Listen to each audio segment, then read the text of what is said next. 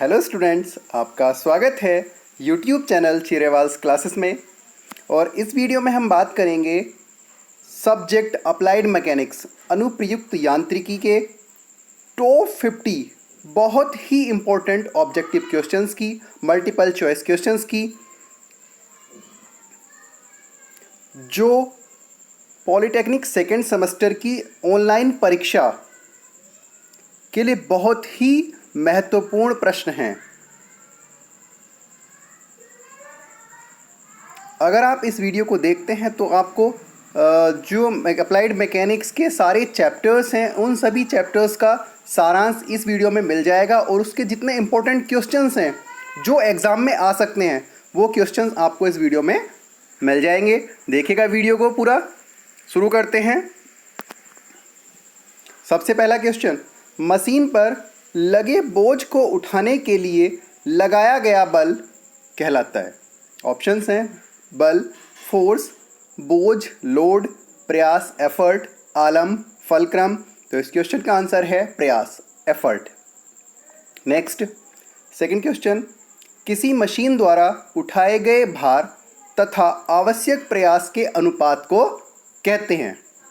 Question को ध्यान से पढ़िएगा कि किसी मशीन द्वारा उठाए गए भार तथा आवश्यक प्रयास के अनुपात को कहते हैं। ऑप्शंस हैं यांत्रिक लाभ, मैकेनिकल एडवांटेज, वेगानुपात, वेलोसिटी रेशियो, उपरोक्त सभी, ऑल ऑफ द अबोव या इनमें से कोई नहीं, नन ऑफ दीज। तो इस क्वेश्चन का आंसर है यांत्रिक लाभ, मैकेनिकल एडवांटेज। नेक्स्ट क्वेश्चन देखो, तीसरा क्वेश्चन है, उपलब्ध ऊर्जा आउटपुट एनर्जी तथा दत्त ऊर्जा, सॉरी यहाँ आउटपुट नहीं इनपुट, दत्त ऊर्जा इनपुट एनर्जी का अनुपात कहलाता है। यांत्रिक लाभ, मैकेनिकल एडवांटेज, वेगानुपात, वेलोसिटी रेशियो, मशीन दक्षता, मशीन एफिशिएंसी या इनमें से कोई नहीं, नन ऑफ दीज। तो इस क्वेश्चन का आंसर है मशीन दक्षता, मशीन एफिशिएंसी। मशीन एफिशिएंसी क्या होती है? आउटपुट अपॉन इनपुट, उपलब्ध ऊर्जा तथा दत्त ऊर्जा का अनुपात। क्वेश्चन नंबर 4, मशीन पर लगाए गए प्रयास तथा मशीन द्वारा उठाए गए भार के बीच गणितीय संबंध को कहते हैं।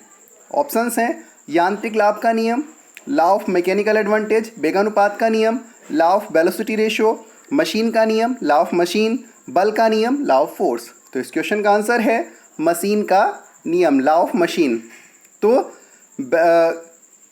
क्या एफर्ट और लोड के बीच, एफर्ट और लोड के बीच जो गणितीय रिलेशन होता है, मैथमेटिकल रिलेशन होता है, उसको हम क्या कहते हैं? लॉ ऑफ मशीन कहते हैं। क्वेश्चन नंबर 5, जिस मशीन की दक्षता 100% है कहलाती है। देखिएगा, जिस मशीन की एफिशिएंसी 100% है, 100% है कहलाती है। ऑप्शंस अवेलेबल हैं सेल्फ लॉकिंग मशीन, आदर्श मशीन, आइडियल मशीन, नेक्स्ट वास्तविक मशीन, रियल मशीन या इनमें से कोई नहीं। तो इस क्वेश्चन का आंसर है, देखिएगा, आदर्श मशीन, आइडियल मशीन। तो जिस मशीन की एफिशिएंसी 100% होती है वो क्या कहलाती है? आइडियल मशीन कहलाती है। क्वेश्चन नंबर 6, व्यवहारिक मशीन, रियल मशीन, है ना, व्यवहारिक या वास्तविक भी इसको हम बोलेंगे। रियल मशीन में ऊर्जा नष्ट हो जाती है, कि रियल मशीन में एनर्जी नष्ट हो जाती है। ऑप्शंस हैं मशीन अंगों के घर्षण में, है ना, फ्रिक्शन बिटवीन मशीनिंग पार्ट्स, कार्य करने में, और उपरोक्त दोनों या इनमें से कोई नहीं। तो इस क्वेश्चन का आंसर है मशीन अंगों के घर्षण में।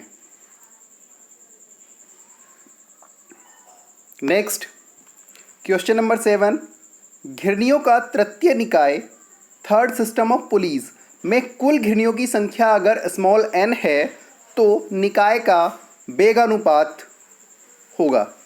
ऑप्शंस हैं velocity ratio BR is equal to 2 की power n, BR is equal to n, BR is equal to 2 की पावर n-1 या इनमें से कोई नहीं। तो इस क्वेश्चन का आंसर देखिएगा, BR इज इक्वल टू 2 की पावर n-1। नेक्स्ट, आदर्श मशीन के लिए यांत्रिक लाभ का मान वेगानुपात के मान का होता है, कि आइडियल मशीन के लिए मैकेनिकल एडवांटेज का मान वेलोसिटी रेशो के मान का होता है?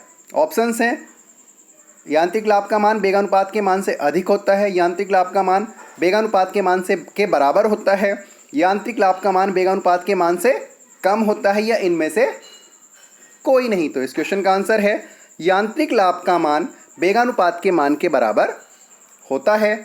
नेक्स्ट क्वेश्चन, क्वेश्चन नंबर 9, किसी नत सतह का क्षैतिज से बना वह न्यूनतम कोण जिस पर नत सतह पर रखा पिंड सरकने की प्रवृत्ति रखता है। ऑप्शंस हैं, न्यून कोण एक्यूट एंगल, समकोण राइट एंगल, घर्षण कोण एंगल ऑफ फ्रिक्शन, विश्राम कोण एंगल ऑफ रिपोज। तो इस क्वेश्चन का आंसर है विश्राम कोण एंगल ऑफ रिपोज। देखिएगा, वीडियो बहुत इंपॉर्टेंट है।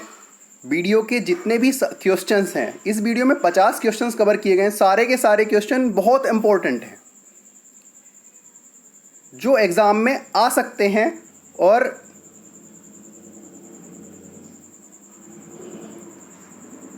देखिए नेक्स्ट क्वेश्चन, क्वेश्चन नंबर 10, घर्षण गुणांक कोफिशिएंट ऑफ फ्रिक्शन एक राशि है, सदिश, वेक्टर, अदिश, स्केलर, विमाहीन, डायमेंशनलेस, इनमें से कोई नहीं। तो इस क्वेश्चन का आंसर है विमाहीन, डायमेंशनलेस। घर्षण गुणांक कोफिशिएंट ऑफ फ्रिक्शन की कोई यूनिट नहीं होती, उसकी कोई विमा नहीं होती। नेक्स्ट क्वेश्चन नंबर 11, घर्षण बल, फ्रिक्शन फोर्स तथा अभिलंब प्रतिक्रिया बल नॉर्मल रिएक्शन फोर्स का अनुपात कहलाता है। ऑप्शंस हैं, प्रत्यास्था गुणांक कोफिशिएंट ऑफ इलास्टिसिटी, घर्षण गुणांक कोफिशिएंट ऑफ फ्रिक्शन, कर्तन गुणांक शियर मॉडुलस, उपरोक्त सभी, ऑल ऑफ द अबोव। तो इस क्वेश्चन का आंसर है, देखिएगा, घर्षण गुणांक coefficient of friction. Next question number 12, गतिज घर्षण का मान स्थैतिक घर्षण से होता है, कम, अधिक, उपरोक्त दोनों, या इनमें से कोई नहीं। तो गतिज घर्षण का मान स्थैतिक घर्षण के मान से कम होता है। तो इस क्वेश्चन का आंसर है कम। नेक्स्ट क्वेश्चन नंबर 13, पिंड पर बाह्य बल का मान लगातार बढ़ाने से एक स्थिति ऐसी आती है कि पिंड गति करने ही वाला होता है। ठीक है, समझ रहे हो ना कि पिंड पर बाह्य बल का मान लगातार बढ़ाने से एक स्थिति ऐसी आती है कि पिंड गति करने ही वाला होता है। इस समय स्थैतिक घर्षण का मान अधिकतम होता है, जिसे कहते हैं, यानी अधिकतम स्थैतिक घर्षण के मान को क्या कहते हैं? ऑप्शंस हैं, अधिकतम घर्षण मैक्सिमम फ्रिक्शन, सीमांत घर्षण लिमिटिंग फ्रिक्शन, गतिज घर्षण काइनेटिक फ्रिक्शन, उपरोक्त सभी, ऑल ऑफ द अबोव। तो इस क्वेश्चन का आंसर है, देखिएगा, सीमांत घर्षण लिमिटिंग फ्रिक्शन। इस क्वेश्चन को ये ऐसे भी दे सकता है कि स्थैतिक घर्षण के अधिकतम मान को कहते हैं लिमिटिंग फ्रिक्शन कहते हैं, सीमांत घर्षण कहते हैं। नेक्स्ट क्वेश्चन नंबर 14, जैसे जैसे बाह्य बल का मान बढ़ता है स्थैतिक घर्षण का मान भी, ऑप्शंस हैं, शून्य होता है, बढ़ता है, घटता है, इनमें से कोई नहीं। तो क्या है इस क्वेश्चन का आंसर? बढ़ता है। यानी जैसे जैसे बाह्य बल का मान बढ़ाते रहेंगे किसी पिंड के ऊपर, तो उसके ऊपर स्थैतिक घर्षण का मान भी बढ़ता रहता है। और मैक्सिमम स्थैतिक घर्षण के मान को क्या बोलते हैं? लिमिटिंग फ्रिक्शन बोलते हैं। नेक्स्ट क्वेश्चन नंबर 15, यदि दो पिंड एक दूसरे के संपर्क में हैं तो उनकी संपर्क सतहों के मध्य सापेक्ष गति का विरोध करने वाला बल कहलाता है। ऑप्शंस हैं, घर्षण बल फ्रिक्शन फोर्स, समांतर बल पैरेलल फोर्स, समतलीय बल कोप्लेनर फोर्स, इनमें से कोई नहीं, नन ऑफ दीज। तो इस क्वेश्चन का आंसर है घर्षण बल friction force. Next question number 16, संतुलन के सामान्य प्रतिबंधों के अनुसार, यानी जनरल कंडीशन ऑफ इक्विलिब्रियम के अकॉर्डिंग क्या है? ऑप्शंस हैं, सिग्मा एच बराबर 0, सिग्मा बी बराबर 0, सिग्मा एम बराबर 0। दूसरा ऑप्शन सिग्मा एच बराबर 1, सिग्मा बी बराबर 1, सिग्मा एम बराबर 0। तीसरा option sigma H 0, sigma V 0, sigma M 1, या इनमें से कोई नहीं। तो इस क्वेश्चन का आंसर है sigma H 0, sigma B 0, sigma M बराबर 0। यानी जनरल कंडीशन ऑफ इक्विलिब्रियम के अकॉर्डिंग सिग्मा एच का मान भी 0 होना चाहिए, सिग्मा बी का मान भी 0 होना चाहिए, और सिग्मा एम का मान भी 0 होना चाहिए। नेक्स्ट क्वेश्चन, क्वेश्चन नंबर 17, जब किसी ताले में चाबी को घुमाते हैं तो निम्न में प्रयुक्त होगा। बहुत इंपॉर्टेंट क्वेश्चन है, मैंने पिछले 25 वाली सीरीज में भी इसको रखा था। देखिएगा ऑप्शन हैं बलयुग्म, कपल, समतलीय बल, कोप्लेनर फोर्स, घूर्ण, मूवमेंट, ऊर्जा, एनर्जी। तो इस क्वेश्चन का आंसर है कपल, बलयुग्म। जब ताले में चाबी को घुमाते हैं तो उस समय बलयुग्म कार्य करता है, कपल काम करता है। नेक्स्ट क्वेश्चन नंबर 18, किसी पिंड पर लगने वाले बलों का परिणामी शून्य होता है। कथन है। ऑप्शंस हैं बैरिंगटन प्रमेय का, संतुलन का बल नियम का, संतुलन का आघूर्ण नियम, इनमें से कोई नहीं। तो इस क्वेश्चन का आंसर है संतुलन का बल नियम। ठीक। नेक्स्ट, यदि एक ही तल में दो बल P व Q समदिश समांतर हों तो इन बलों के परिणामी R का मान होगा। दो समदिश समांतर बलों के परिणामी का मान होगा। ऑप्शंस हैं P + Q, P - Q, P/Q या इनमें से कोई नहीं। तो इसका आंसर है P + Q। क्वेश्चन नंबर 20, बलयुग्म बनाने वाले बलों की क्रिया रेखाओं के बीच की लंबवत दूरी कहलाती है। ऑप्शंस हैं नंबर 1 लंबवत दूरी, परपेंडिकुलर डिस्टेंस, बलयुग्म की भुजा, आर्म ऑफ कपल, बलयुग्म की रेखा, लाइन ऑफ कपल या इनमें से कोई नहीं, नन ऑफ दीज। तो इस क्वेश्चन का आंसर है बलयुग्म की भुजा, arm of couple. Next question number 21, यदि एक ही तल में दो बल P व Q प्रतिकूल समांतर हों तो इन बलों के परिणामी बल R का मान P - Q होगा जब P बड़ा है Q से, और तथा इसकी दिशा होगी। ऑप्शंस हैं P की दिशा में, Q की दिशा में, P व Q के लंबवत दिशा में या इनमें से कोई नहीं। तो इस क्वेश्चन का आंसर है P की दिशा में। यानी दो प्रतिकूल समांतर बल हैं और उनका जो परिणामी होगा बड़े बल में से छोटे बल के अंतर के बराबर होगा तथा उसकी जो दिशा होगी बड़े बल की दिशा की ओर होगी। नेक्स्ट क्वेश्चन नंबर 22, किसी पिंड पर लगने वाले दो समान समांतर तथा विपरीत बल बनाते हैं।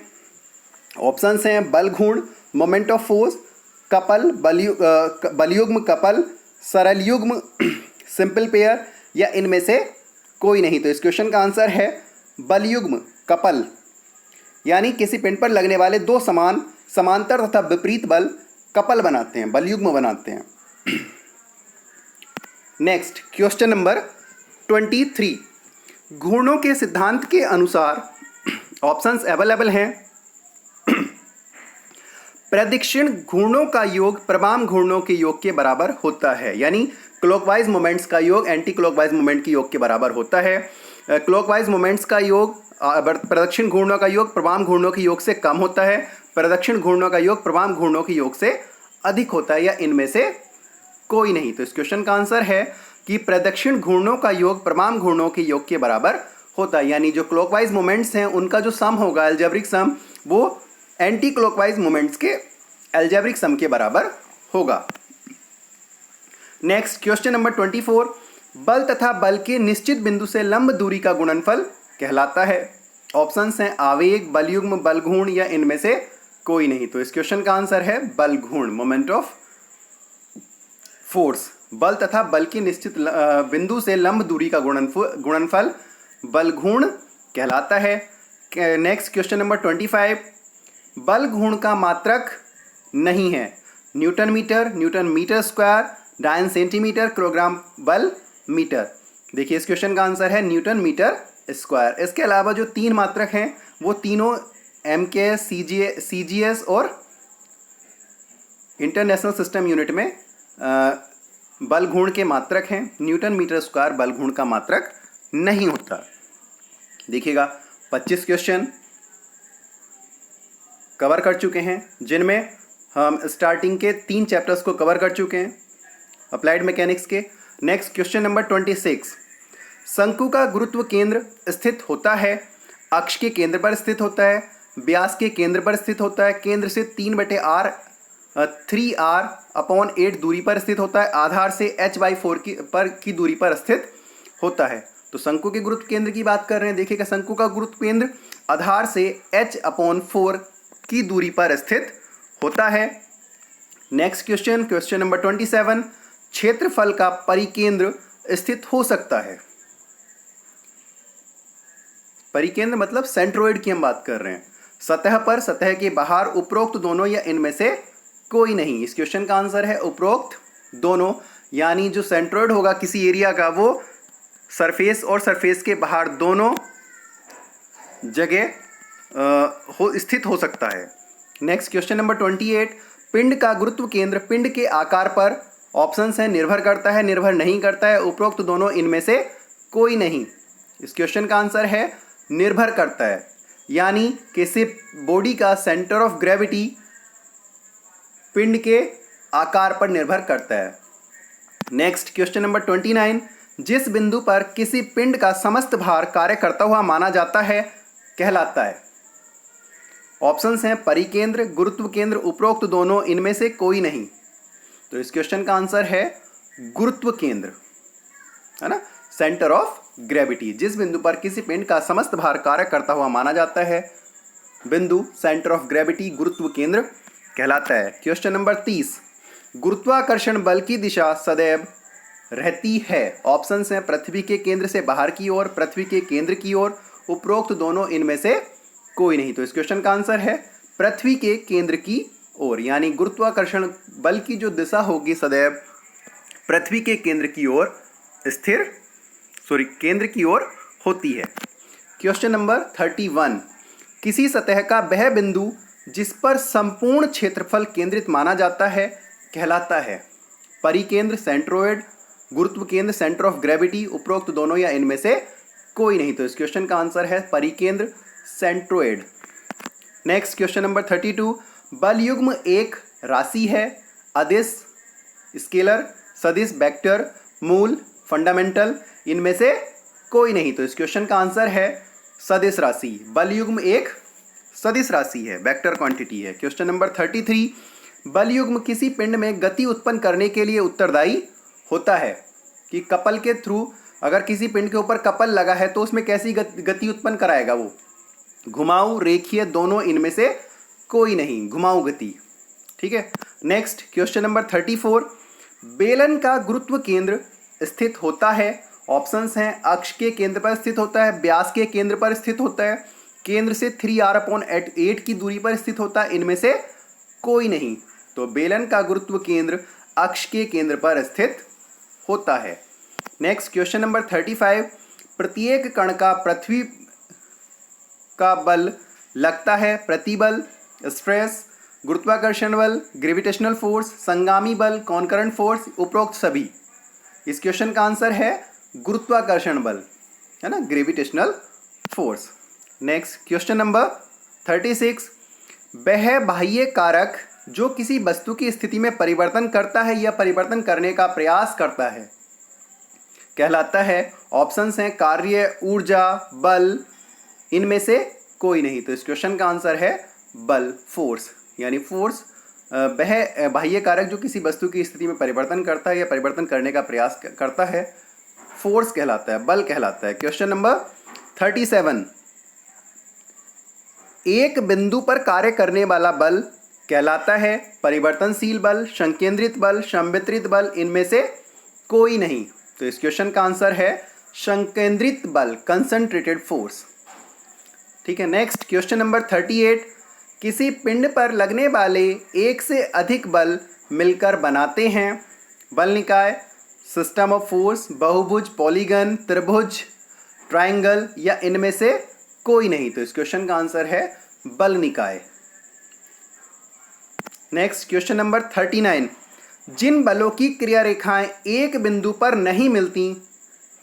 ऑप्शंस हैं समांतर बल कहलाते हैं, समतलीय बल कहलाते हैं, असंगामी बल, संगामी बल। तो इस क्वेश्चन का आंसर है असंगामी बल, नॉन कॉनकरेंट फोर्सेस। क्वेश्चन नंबर 40, धरण जो दोनों सिरों पर बद्ध होती है, जो दोनों सिरों पर फिक्स्ड होती है। ऑप्शंस हैं कैंटिलीवर धरण, कैंटिलीवर बीम, आबद्ध धरण, फिक्स्ड बीम, सतत धरण, कंटिन्यूअस बीम, बाहर निकली धरण, ओवर हैंगिंग बीम। तो इस क्वेश्चन का आंसर है आबद्ध धरण, फिक्स्ड बीम। देखिएगा लास्ट 10 क्वेश्चंस रह गए हैं, वो भी बहुत इंपॉर्टेंट हैं। वीडियो को इसलिए लास्ट तक देखना है, एक भी क्वेश्चन को नहीं छोड़ना है, पूरे 50 के 50 क्वेश्चन देखें। जो आपकी ऑनलाइन परीक्षा होनी है सेकेंड सेमेस्टर की, उसके लिए बहुत इंपॉर्टेंट है। तो देखिएगा नेक्स्ट क्वेश्चन नंबर 41, धरण जिसका एक सिरा बद्ध तथा दूसरा सिरा स्वतंत्र होता है। ऑप्शंस हैं, एक सिरा फिक्स है, दूसरा फ्री है। ऑप्शंस हैं सुधालंबित धरन सिंपली सपोर्टेड बीम, कैंटिलीवर धरन कैंटिलीवर बीम, आबद्ध धरन फिक्स बीम, सतत धरन कंटिन्यूअस बीम। इस क्वेश्चन का आंसर हो गया कैंटिलीवर बीम, कैंटिलीवर धरन, कि जिसका एक सिरा फिक्स है, दूसरा सिरा फ्री है। क्वेश्चन नंबर 42, धरन जो दोनों सिरों पर स्वतंत्रता पूर्वक टिकी रहती है, ऐसी बीम जो दोनों सिरों पर फ्रीली टिकी रहती है। ऑप्शंस हैं सुधालंबित धरन सिंपली सपोर्टेड बीम, कैंटिलीवर धरन कैंटिलीवर बीम, आबद्ध धरन फिक्स बीम, सतत धरन कंटिन्यूअस बीम। तो इस क्वेश्चन का आंसर है सुधालंबित धरन simply supported beam.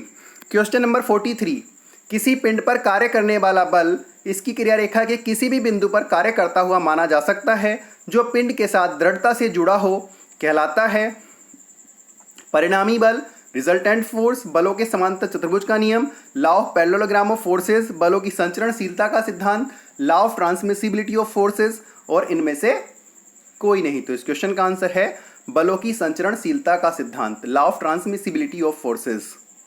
Next question number 44, यांत्रिकी के अंतर्गत अध्ययन किया जाता है बलों का, पिंडों का, पिंड पर बलों के प्रभाव तथा व्यवहार का, इनमें से कोई नहीं। तो इस क्वेश्चन का आंसर है पिंड पर बलों के प्रभाव तथा व्यवहार का अध्ययन मैकेनिक्स के अंतर्गत किया जाता है। नेक्स्ट क्वेश्चन नंबर 45, निम्न में मूल राशि है फंडामेंटल क्वांटिटी, आयतन, वॉल्यूम, क्षेत्रफल, एरिया, ज्योति तीव्रता और बल। तो इस क्वेश्चन का आंसर है ज्योति तीव्रता। नेक्स्ट क्वेश्चन नंबर 46, मूल मात्रक कितने होते हैं? 2, 3, 5, 7। तो इस क्वेश्चन का आंसर है 7। मूल मात्रक और मूल राशियां कितनी होती हैं? 7 होती हैं। फंडामेंटल यूनिट्स 7 होती हैं। क्वेश्चन नंबर 47, क्वेश्चन है विद्युत धारा का मात्रक है। ऑप्शंस हैं केल्विन, मोल, कैंडिला, एम्पियर। तो विद्युत धारा का मात्रक क्या होता है?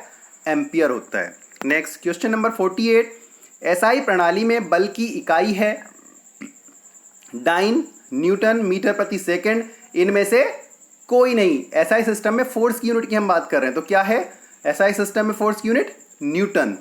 नेक्स्ट क्वेश्चन नंबर 49 देखिएगा, सीजीएस प्रणाली में सेंटीमीटर इकाई है समय की, द्रव्यमान की, लंबाई की, तापमान की। काय की है? लंबाई की। सीजीएस प्रणाली में सेंटीमीटर लंबाई की यूनिट है। नेक्स्ट क्वेश्चन नंबर 50, इस वीडियो का लास्ट क्वेश्चन है, ऐसे पिंड जो बाह्य बल लगाने पर विरूपित नहीं होते। ऑप्शंस हैं ठोस, सॉलिड, विरूपित पिंड, डिफॉर्म्ड बॉडी, दृढ़ पिंड, रिजिड बॉडी, इनमें से कोई नहीं। तो ऐसे पिंड जो बल लगाने पर विरूपित नहीं होते, डिफॉर्म नहीं होते हैं, उनको बोलते हैं दृढ़ पिंड, रिजिड बॉडी। देखिएगा बहुत इंपॉर्टेंट वीडियो है।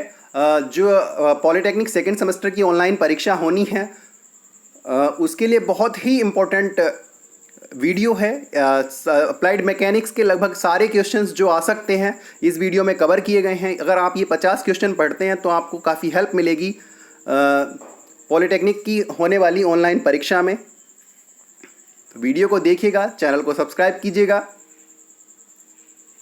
Okay, thank you.